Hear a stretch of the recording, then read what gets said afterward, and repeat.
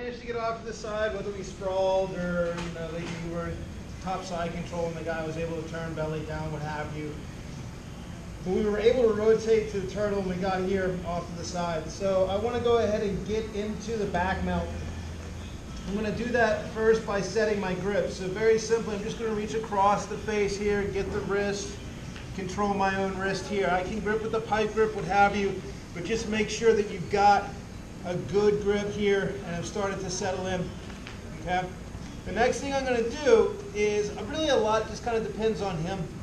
Depends on how he moves, what he does. Right now he's being stationary, that's fine, we'll work with this.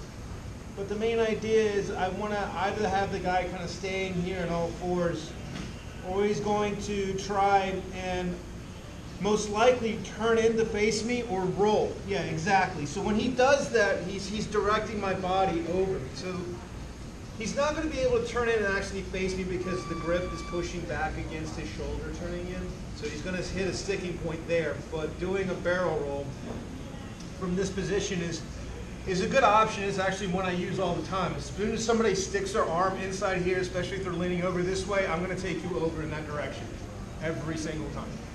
Okay?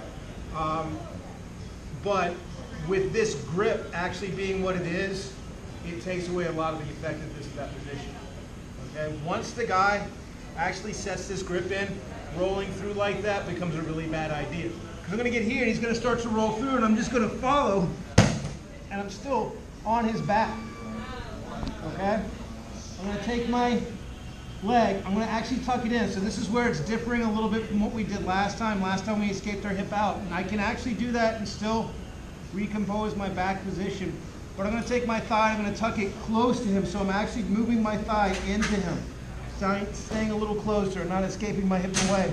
I'll make sure I'll go ahead and hook here once I move my thigh. And from here, it's all the same for what we know. All right? Now, if you're having a hard time turning your knee down, getting your hips square to the floor again from this position, you want to pay close attention to my bottom foot here, my left foot in this case. If I have this left foot extended out, you're going to lose all of your power trying to turn. You're not really going to have good traction, and it's going to get really difficult towards the top of the move to continue to generate power to turn your hips. But if I take that leg and I tuck it to me as tight as possible, and now it's very easy for me to bridge and rotate right here. I can even get, my hips all the way to the floor, my head's on the ground, this is totally fine. Take my leg, tuck it to me, sit, and hit my back. So you can see why we do that drill at the beginning of class, because the whole back half of that back take right there is essentially that very same drill that we just did. So again, I'm controlling here. I've got my grip. He goes to roll me, I just follow through. I turn my hip in to face him. I tuck my hip tight, so I want my bottom thigh here at this point touching his leg. My outside leg goes over to hook. My bottom leg comes back towards the rear. And now I'm going to drive off that leg and rotate my hips down. My knee's going to come as tight to my shoulder as I can.